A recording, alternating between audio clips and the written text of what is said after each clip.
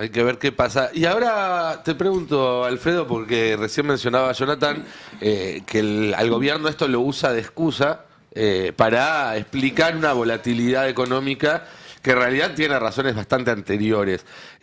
¿Cómo puede seguir esto después de lo del Senado de ayer? Hay un punto interesante para analizar a nivel de las dinámicas políticas y económicas. Y voy a rescatar un concepto de que un ingeniero que se dedicó después a escribir bastante de economía, estuvo en la Unión Industrial Argentina, ahora ya se falleció a mediados de la década del 90, Marcelo Diamant. Hablaba del péndulo argentino.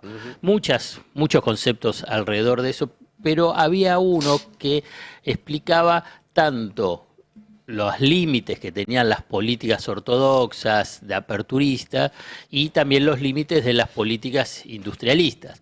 Pero respecto a las políticas ortodoxas, que esta sería neoliberal, liberal, la de Javier Milei, cuando llegaban a su límite, cuando se mostraba cuáles eran las falencias y las debilidades y por consiguiente llegando al fracaso, cuál es la excusa histórica que han tenido los ejecutores de las políticas regresivas, es la política.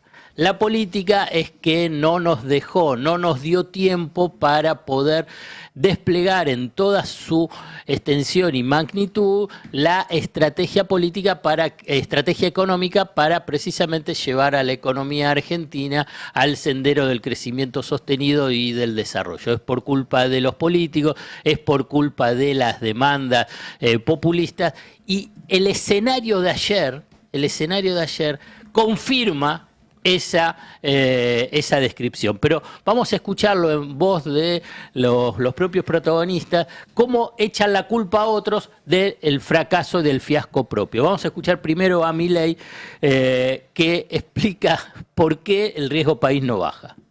Lo que vos sí tenés es a la casta política tratando de hacer daño, pegándole al riesgo país, y eso te genera volatilidad en el tipo de cambio. Bueno, ahí lo tenés, primero. Entonces la culpa es de la casta política. Pero después, en un diálogo con uno de los voceros blue que tiene el gobierno, hablando con Caputo. El gobierno de la provincia de Buenos Aires, Kicillof, ¿impacta en el riesgo país? A ver, impacta en el sentido de que todo lo que hace realmente el gobernador va en un rumbo distinto. Sí, es un desastre. Por supuesto, si nosotros pudiéramos remover el riesgo kirchnerismo, Argentina sería otro país. Elecciones, dos cosas. Uno, no hay que normalizarlo eso, hay que penalizarlos. Y dos, no hay que tener temor a eso, porque hoy tenemos la economía sana. Entonces, por más que lo intenten, no va a pasar nada. A ver, por ejemplo, puede haber volatilidad, es todo. Escúchame, no es un problema.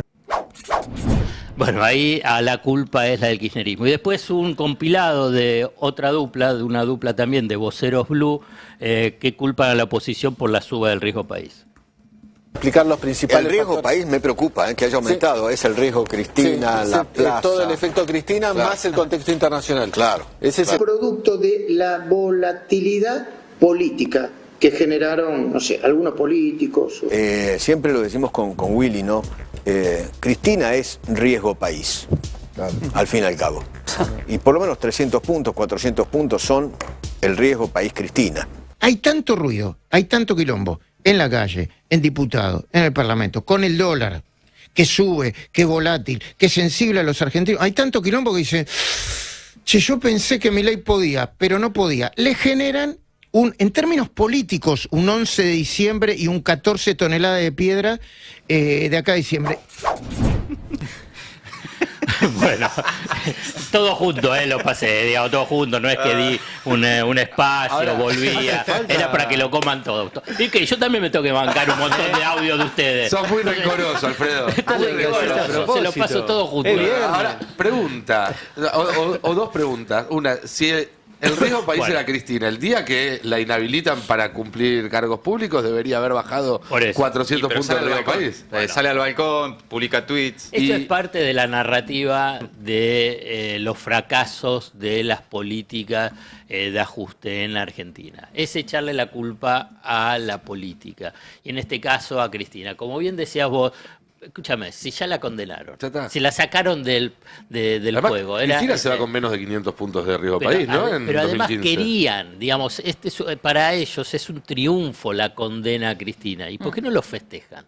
Digamos, a nivel, si piensan que va a arrasar la libertad avanza, bueno, ¿por qué no lo festejan tanto en el mercado? Lo cierto es que todo eso son excusas, 100% son excusas. La cuestión estructural y básica es que los financistas ven que esto es insustentable.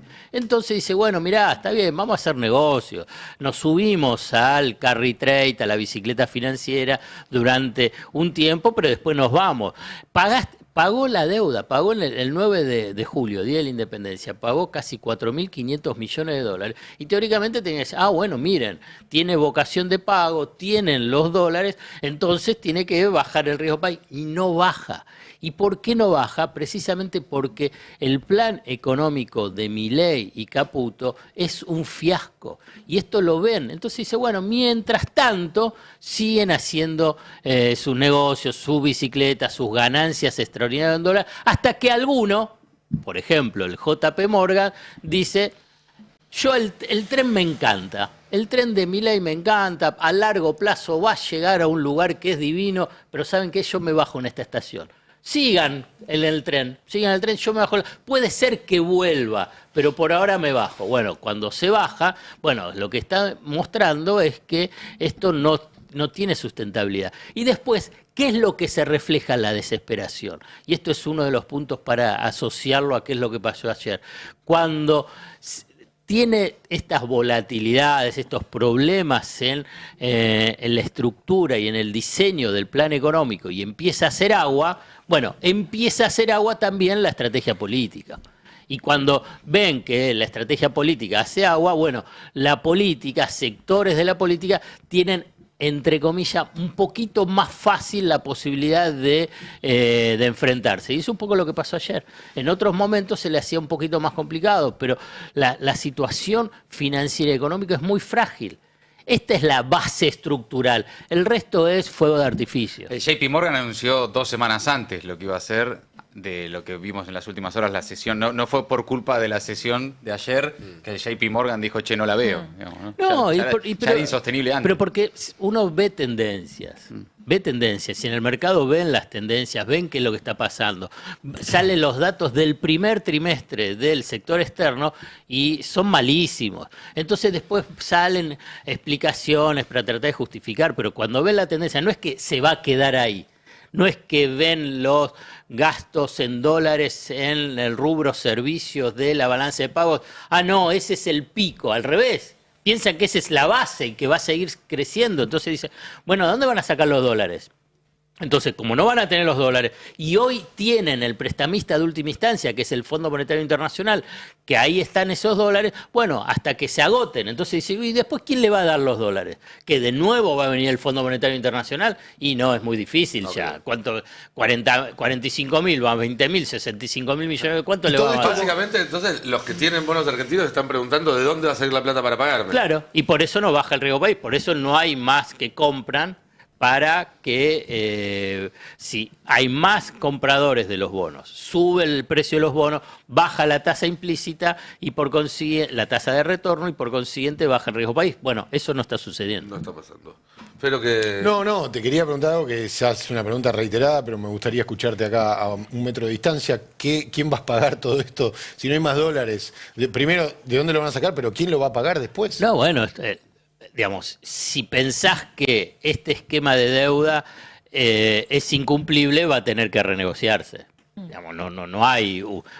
Y esto es uno de los puntos que también lo saben los inversores. Dice, bueno, ¿hasta dónde vamos a estirar? Y bueno, vemos, porque como si esta es la tendencia, Y esta es la tendencia, dice, bueno, esto es incumplible. Y entonces, ¿qué es lo que ven en un horizonte a 1, 2, 3 años? Bueno, entonces van a tener que refinanciarla, reestructurarla o, en el peor de los escenarios, el default, la cesación de pago. Es un detalle que no se puede pasar por alto, que Cristina en el mensaje que dio el 9 de julio, el otro día, menciona el tema de la deuda y dice, tenemos que ponernos de acuerdo para ver cómo lo resolvemos, no simplemente cómo lo postergamos. Hace esa aclaración, obviamente como un dardo también a los debates que hubo en torno a cómo se negoció durante el gobierno del Frente de Todos, pero la idea de que la deuda no es pagable, que ya la había comentado el propio Guzmán, que la había comentado Álvarez Agis, por hablar de gente más escuchada por el sistema, pero también dentro del peronismo, los senadores,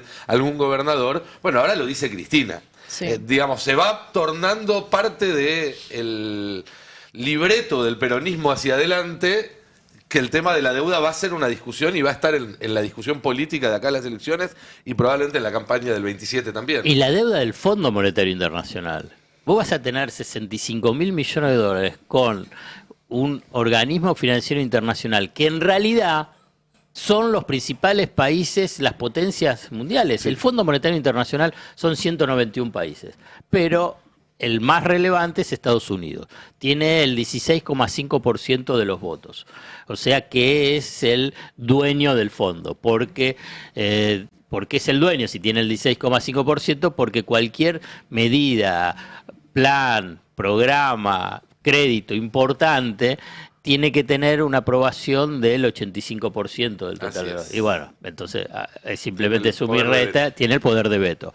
Entonces, pero después es Japón, es Alemania, es Francia, es Italia, China es también. España, es China, es Rusia, es todo, eso es el Fondo Monetario Internacional. Entonces, va a tener que ser una discusión política ese crédito del Fondo Monetario Internacional, no como si fuese con un banco, porque en última instancia es un banco, vos le declarás el default, y bueno, y vamos a negociar en un comité de acreedores. ¿Cómo lo haces con el Fondo Monetario Internacional? Va a ser algo inédito, porque no hay antecedentes del desastre provocado por el Fondo Monetario Internacional. No hay antecedentes. Una vez más. Pero Pues la Argentina no es la primera vez que Sí, está en un lugar no, inédito. No, pero no hay, claro, pero con el fondo no hay un vínculo del Fondo Monetario Internacional con un país que le haya prestado 65.000 millones de dólares. Es un Sí. despropósito. Es un buen contexto para que haya estas discusiones inéditas, porque también era inédito pensar en el BRICS y que tengan sus avances en esto de desdolarizar y también en repensar el peso que tienen estos organismos, que son poderes que se les dio en esta reorganización mundial después de la Segunda Guerra y que ahora están en decadencia. Y en decadencia en parte porque el mismo Trump desfinancia y les quita poder a estos tipos de organismos. Entonces digo, es un buen momento para tener esta discusión, porque a veces parece que, bueno, es el Fondo Monetario Internacional, no se puede hacer nada. No es la primera vez que hay movimiento, de hecho en el 2001 estaba todo el movimiento por la discusión de la deuda en el tercer mundo, pero bueno, es un momento donde hay que discutir esto porque es un problema estructural de la Argentina y más allá de los problemas en el corto plazo que tiene la economía argentina, que los tiene y son profundos. De hecho ahora veo en televisión la ruta estallada de gente que está yendo a Ciudad del Este, dicen a Iguazú, no chicos, están yendo a comprar a Paraguay, o sea, no marca un poco los límites de la coyuntura del presente, pero hay problemas mucho más profundos que tienen que ver con la deuda, con el Fondo Monetario Internacional y con este modelo económico que no solo no genera dólares, sino que no genera ningún tipo de modelo de desarrollo para las y los argentinos.